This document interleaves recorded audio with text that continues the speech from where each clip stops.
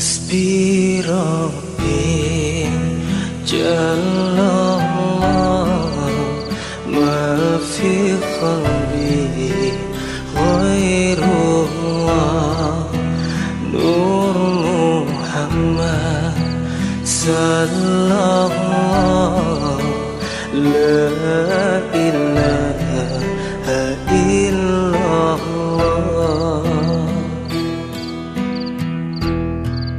حسبي.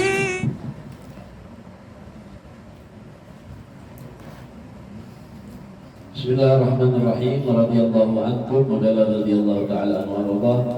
Qala al-mu'allif rahimahullah wa nafa'ana bihi wa bi jami'i ulumihi fid dharain amin.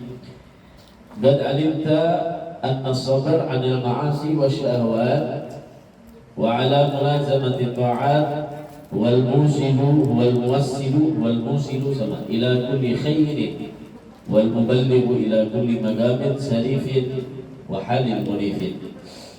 Wa kaifa la wa qad qala subhanahu wa ta'ala ya ayyuhalladzina amanu isbiru wa sabiru wa rabitu wattaqullaha la'allakum tuflihun. Wa qala ta'ala wa tammat kalimatu rabbikal husna ala bani Israil bima sabaru. Wa qala wa ja'alnahum a'immatan yahduna bi amrina lamma sabaru wa kanu bi ayatina yuqinun. Wabil hadis min aqalli ma utitum al-yaqin wa azimatus sabr.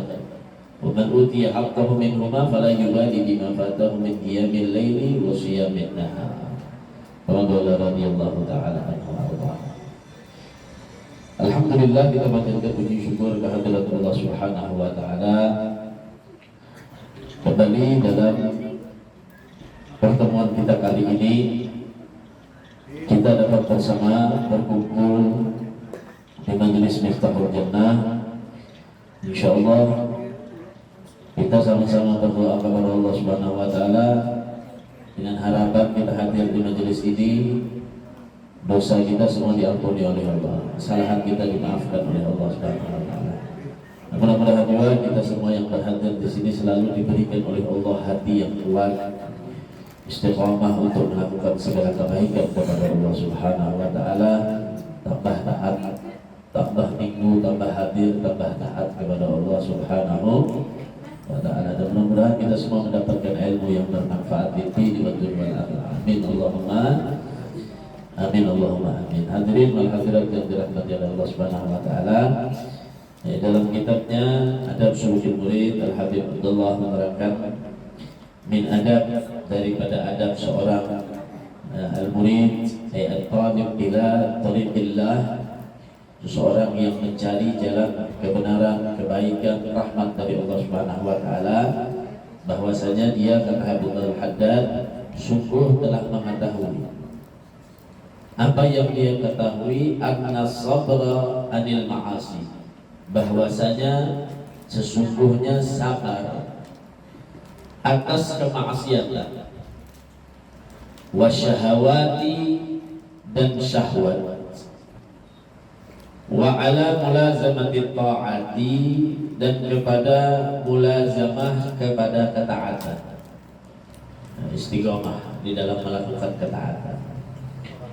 Wa al-musilu ila kulli khairin, itulah sebenarnya jalan yang akan sampai kepada kebaikan, yang akan menyampaikan kepada kebaikan. Wal muballighu ila kulli maqamin wa halin munifin, dan dia yang akan menyampaikan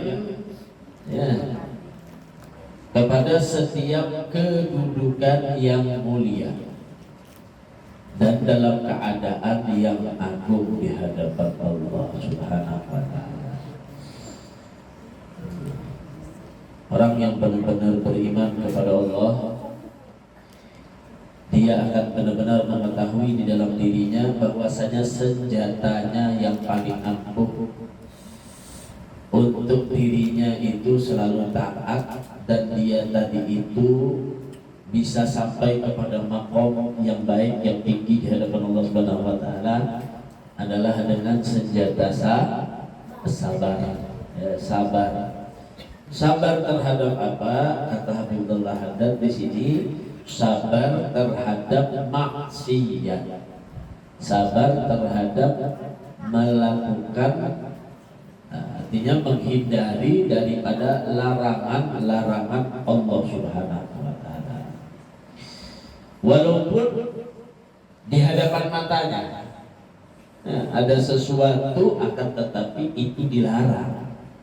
Walaupun di hadapan matanya, akan tetapi dia ingat bahwasanya ini adalah larangan dari Allah, maka dia akan memakai senjatanya tadi, sabar tadi, sehingga orang kayak ini akan mendapatkan maqam yang tinggi di hadapan Allah, akan mendapatkan kedudukan, keadaan yang agung di hadapan Allah Subhanahu wa taala. Maksiat di hadapan matanya, seakan-akan dia sudah ingin jatuh di dalam kemaksiatan tersebut. Namun apa? Dia berhindar. Dia sabar. Tidak mau terjerumus dengan sesama orang-orang yang lain juga terjerumus di dalam lembah dosa. Dia bisa menghindar daripada segala kemaksiatan dosa itu dengan apa? Dengan sabar. Begitu juga kata terhadap syahwat, kepada syahwat. Syahwat ini mayajuru, kadang-kadang mayajuru ilal maksiat. Syahwat ini yang kadang menjadi jembatan atau yang menarik kepada kita untuk melakukan kemaksiatan, itu syahwat. Syahwat itu wajar sebenarnya ada di dalam tubuh manusia. Kemarin kita bahas ya, bahwasanya 3 yang Allah Subhanahu wa taala ciptakan kepada makhluk. Yang pertama, punya yang namanya akal dan punya syahwat, yaitu manusia. Ada yang punya akal saja, yaitu malaikat. Ada yang punya syahwat saja, yaitu binatang. Ada yang Allah Subhanahu wa taala ahsanul taqwim, jadikan dia itu sepaling lengkap, sepaling baik daripada ciptaan, yaitu al-insan. Manusia ini lengkap Allah jadikan, dia punya syahwat, dia juga punya akal. Namun ketika akalnya bisa mengalahkan syahwatnya, maka dia lebih mulia daripada para malaikat. Ketika syahwatnya lebih tinggi daripada akalnya, syahwat yang dimaksud di sini adalah yang menarik dia kepada melakukan maksiat dan melanggar daripada perintah Allah, melanggar daripada larangan Allah. Maka apa? Mengerjakan daripada larangan Allah, melanggar daripada taat kepada Allah Subhanahu wa taala. Syahwat di sini akan menyebabkan kedudukannya di sisi Allah lebih rendah daripada binatang. Ya. Orang mukmin dia qad alimta, dia benar-benar sudah mengetahui hal tersebut. Ya. Nah, ini bedanya. Mengetahui dia daripada hal tersebut, bahwasanya sabar daripada kemaksiatan kepada Allah Subhanahu wa taala dan sabar kepada syahwatnya. Begitu juga dia sabar mulazamatut taat, melakukan taat, sabar. Bangun subuh sabar. Kalau ada sabar, kada tahu bangun subuh. Bukan bangun subuhnya yang sabar, menahan mata yang orang nyaman-nyamannya kuringinya bangun, nah itu sabar. Subuh-subuh, apalagi musim kemarau, bangun subuh harinya dingin, dipaksa untuk bangun ngambil air wudhu, sabar. Namun sabar itu, kata Habib Abdullah Al-Haddad, apa? Itu yang akan menyampaikan kita kepada semua kebaikan. Ya? Itu yang akan menyampaikan kita kepada kebaikan. Orang yang ingin mendapat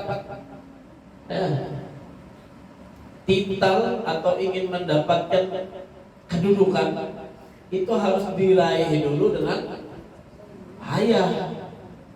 Harus diraih dulu dengan capek, apalagi surga. Ya, dikatakan al-jannah mahibalas, masuk surga itu gak gratis. Nggak ada orang tiba-tiba masuk surga, itu nggak ada. Dan harus bayar masuk surga. Bayarnya dengan apa? Dengan sholat 5 waktunya dijaga, dengan puasa Ramadan, begitu juga puasa-puasa sunnah dijaga.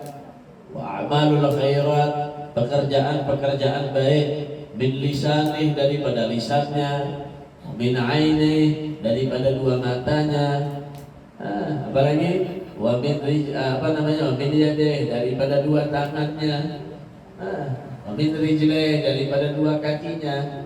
Sampai kapan? Sampai datang al-yauma, datang satu hari, apa dikatakan? Yaumala yanfa'u malun wala banun illa man atallaha biqalbin salim. Al-yawma nakhtimu ala afwahihim wa tukallimuna aynihim wa tashhadu arjuluhum bima kanu yaksibun. Sampai kapan? Sampai datang satu hari yang mana semua mulut kita akan ditutup rapat oleh Allah. Okay. Kalau mulut sudah ditutup rapat, artinya apa? La amal bil khair wa la amal bil syarr. Nggak ada lagi orang berkesempatan untuk melakukan amal kebaikan, nggak ada lagi orang berkesempatan untuk melakukan amal kejelekan. Artinya datang kematian sudah, datang di yaumil mahsyar, nggak ada manfaat. Kalau kita meninggal dunia, Bu, nggak bisa lagi kita sholat, nggak bisa lagi kita beramal, nggak ada lagi istilah orang untuk beramal, nggak ada. Nah, di saat itulah datang hari yang mana mulut kita dikunci semua sama Allah Subhanahu wa taala. Ya. Artinya tidak ada lagi kesempatan mulut membela anggota tubuh. Ya. Yang selama ini dibela dengan mulutnya. Ya. Yang selama ini ditutup-tutupi oleh mulutnya. Di hadapan Allah Subhanahu wa taala datang karena satu hari itu yang mana saat itu semua manusia, semua makhluk itu akan bingung. Kenapa? Nggak bisa lagi kejawab. Mulut ditutup sama Allah Subhanahu wa taala. Nakhtimu ala afwahihim. Akan datang nanti ya. Wa tukallimuna aydihim. Yang akan berbicara adalah yang bermaksiat apa? Tangan bermaksiat. Ya tangan yang berbicara. Ada. Saya kemarin melakukan ini, melakukan ini. Tangan yang akan berbicara. Begitu juga kemana kakinya melangkah. Kesana juga kakinya nanti akan menerangkan kepada Allah. Ya Allah, orang ini cuma pakai gamis, orang ini cuma pakai sorban, orang ini cuma ngajar di majelis, cuma kakinya juga melangkah ke tempat maksiat.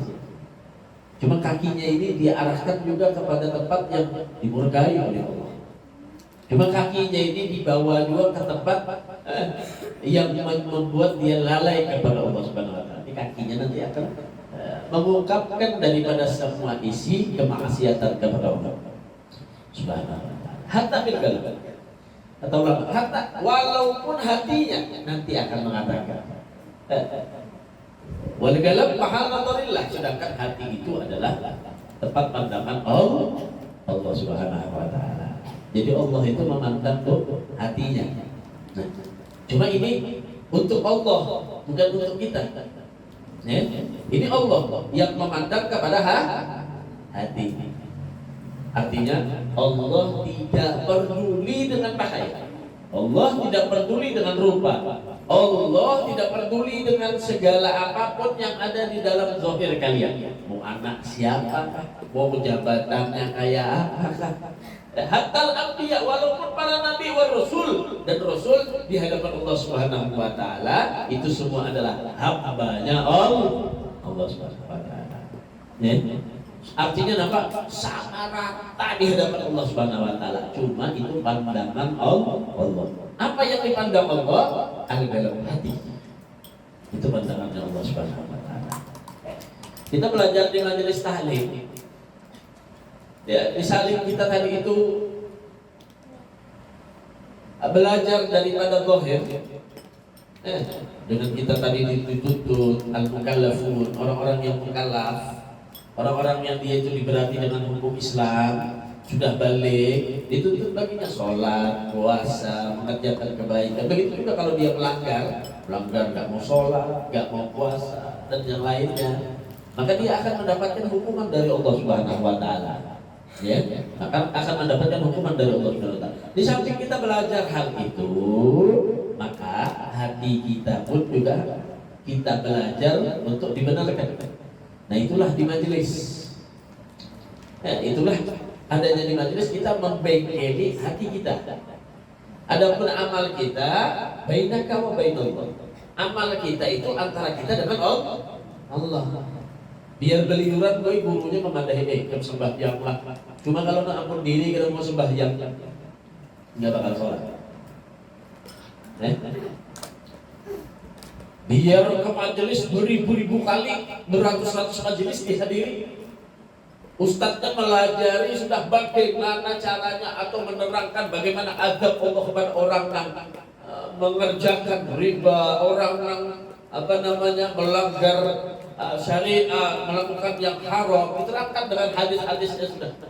Cuma kalau yang ampun diri tidak mau menyadari dan terus melakukan, apa boleh buat? Artinya dia menentang dengan Allah, dengan dirinya sendiri. Nah, maka dari itu tugas kita ada di majelis ini, kita menjadikan hati kita ini, yang mengikis hati kita itu menjadi yusofil dulu, menjadikan hati kita ini murni baik. Di hadapan siapa? Di hadapan Allah. Jangan di hadapan yang lain. Kita melatih diri kita. Ketika takbir itu bujur-bujur nanti hadapnya itu Allah. Jangan nanti hadapi suami, jangan nanti hadapi kawan, jangan dihadapi. Itu kita latihan. Menyaring ke takbir. Allahu Akbar. Sekali lagi apa? Supaya mendengar itu. Ini kebanyakan kita latihan di sini untuk memperbaiki hati kita.